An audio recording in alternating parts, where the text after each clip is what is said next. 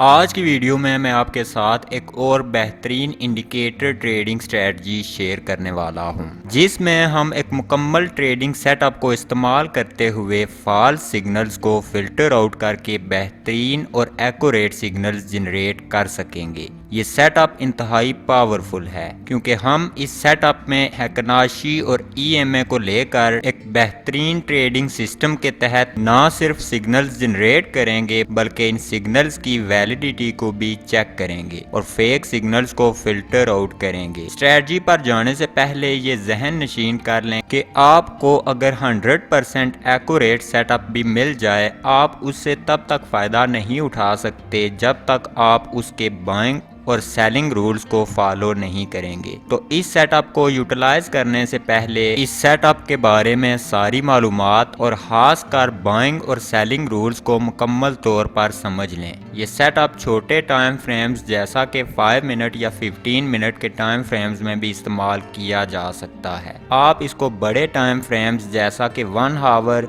या डेली के time frame में भी इस्तेमाल कर सकते हैं। ये क्रिप्टो करेंसी जैसे कि बिटकॉइन, इथेरियम वगैरह के लिए बेहतरीन है। उसके साथ साथ आप इसको मेजर फॉरेक्स पेयर और स्टॉक्स में भी इस्तेमाल कर सकते हैं। अगर आप हमारे चैनल पर कुछ नया सीख रहे हैं तो चैनल को जरूर सब्सक्राइब करें और बेल आइकन पर भी प्रेस कर दें ताकि आने वाली वीडियोस आपको मिलती रहें। तो अब इन टूल्स को किस तरह हमने अपने चार्ट पर ऐड करना है। पहले ट्रेडिंग व्यू के इंडिकेटर मेन्यू में आ जाएं और सर्च बार में विवर्ट हैकनाशी लॉन्ग टर्म कैंडलस्टिक टाइप कर दें। टाइप करने के बाद इस इंडिकेटर को सिलेक्ट कर लें और चार्ट पर ऐड कर दें। ये TradingView indicator heikin ashi candlesticks base indicator है और इस इंडिकेटर में दीगर टेक्निकल एनालिसिस टूल्स जैसा कि ट्रिपल एक्सपोनेंशियल मूविंग एवरेज के फीचर भी हैं। इस इंडिकेटर का मकसद पोटेंशियल ट्रेंड रिवर्सल्स को आइडेंटिफाई करना और प्राइस मूवमेंट से नॉइज को फिल्टर आउट करना है। अगर हम इस इंडिकेटर की सेटिंग्स में आ जाएं तो यहाँ पर हमें कुछ कस्टमाइजेशन ऑप्शंस मिलेंगे। हम यहाँ पर ट्रिपल एक्सपोनेंशियल मूविंग एवरेज और एक्सपोनेंशियल मूविंग एवरेज की लेंथ को तब्दील कर सकते हैं, जो कि इस इंडिकेटर की सेंसिटिविटी को अफेक्ट करेगी। जब हम इसकी सेटिंग्स की लेंथ को कम रखते हैं तो सिग्नल्स ज्यादा जनरेट होते हैं। यहाँ पर इस कैंडल साइज फैक्टर को भी एडजस्ट किया जा सकता है। ये इंडिकेटर की स्मूथनेस पर असरअंदाज होता है। आखिर पर हम इस ओवरले मोड को इनेबल कर सकते हैं, जो इस इंडिकेटर को ऑसिलेटर से कलर कैंडल्स में ट्रांसफॉर्म कर देगा। हम अपनी स्ट्रेटजी में इंडिकेटर की सेटिंग्स को डिफॉल्ट ही रहने देंगे। वेवर्ट हैकनाशी इंडिकेटर को रीड करना काफी आसान है। जब हिस्टोग्राम ग्रीन हो जाता है तो ये एक पोटेंशियल बाय सिग्नल इंडिकेट करता है और जब बार्स रेड हो जाती हैं तो ये सेल का एक पोटेंशियल सिग्नल होता है। यूं तो हम इस एक इंडिकेटर की बुनियाद पर भी बाइंग सेलिंग के लिए बेहतरीन सिग्नल्स जनरेट कर सकते हैं। हम यहाँ एक और इंडिकेटर ऐड करेंगे ताकि सेटअप को बेहतरीन और इफेक्टिव बनाया जा सके। तो दूसरा इंडिकेटर ऐड करने के लिए दोबारा ट्रेडिंग व्यू के इंडिकेटर मेन्यू में आ जाएं और सर्च बार में 10 in 1 different moving average type कर दें। टाइप करने के बाद इस इंडिकेटर को सिलेक्ट कर लें और चार्ट पर ऐड कर लें। अगले स्टेप में हमने इस इंडिकेटर की सेटिंग में आ जाना है। अब यहाँ पर 10 से ज़ायद सिंपल मूविंग एवरेजेस या एक्सपोनेंशियल मूविंग एवरेजेस का इस्तेमाल आप कर सकते हैं, लेकिन हमने यहाँ पर सिर्फ 3 मूविंग एवरेज को ही इनेबल करना है और इनकी लेंथ को तब्दील करना है। तो यहाँ पर पहली एमए की लेंथ को इसी तरह रहने देना है। उसके बाद हमने सेकंड एमए को ईएमए 100 के तौर पर इनेबल कर देना है और थर्ड एमए को ईएमए 50 के तौर पर। उसके बाद हमने इनके कलर को भी अपनी मर्जी से तब्दील कर देना है। उसके बाद स्टाइल टैब में आकर इनकी थिकनेस को भी तब्दील कर देना है।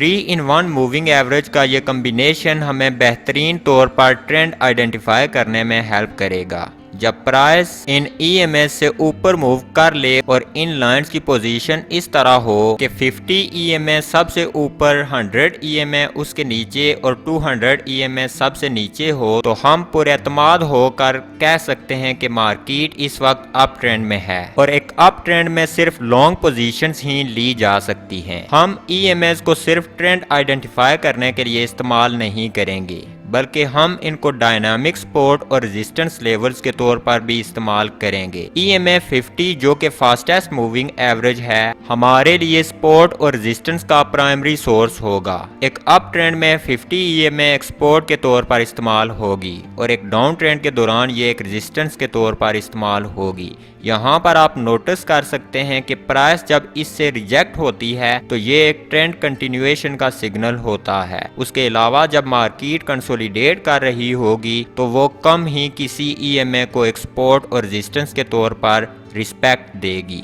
तो कंसोलिडेशन के दौरान हमने कोई पोजीशन नहीं लेनी। अब इस सेटअप के तहत ट्रेड में एंटर होने के रूल्स क्या होंगे? पहले हमने इंतजार करना है कि प्राइस मूविंग एवरेजेस से ऊपर क्लोज हो जाए। उसके बाद EMS की पोजीशन ये होनी चाहिए कि सबसे ऊपर EMA 50, EMA 100 दरमियान में और नीचे EMA 200। उसके बाद प्राइस को 50 EMA तक रिट्रेस करना चाहिए। रिट्रेसमेंट के दौरान ये जरूर देखना है कि कोई कैंडल EMA 50 से नीचे क्लोज ना हो।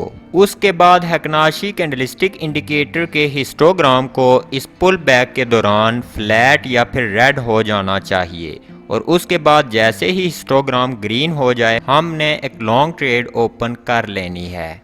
इस स्ट्रेटजी के लिए स्टॉप लॉस हमने रीसेंट स्विंग लो से नीचे या सेकंड EMA से नीचे सेट कर लेना है और टेक प्रॉफिट टारगेट हमने कम से कम रिस्क की गई अमाउंट के 2 गुना कर लेना है। उसके अलावा आप ऐसा भी कर सकते हैं कि प्रॉफिटेबल ट्रेड को उस वक्त तक क्लोज ना करें जब तक प्राइस 50 EMA को क्रॉस करके उससे नीचे क्लोज ना हो जाए। इस तरह आप ट्रेंड का ज्यादा से ज्यादा फायदा उठा सकते हैं। अब सेल ट्रेड के रूल्स को समझ लेते हैं।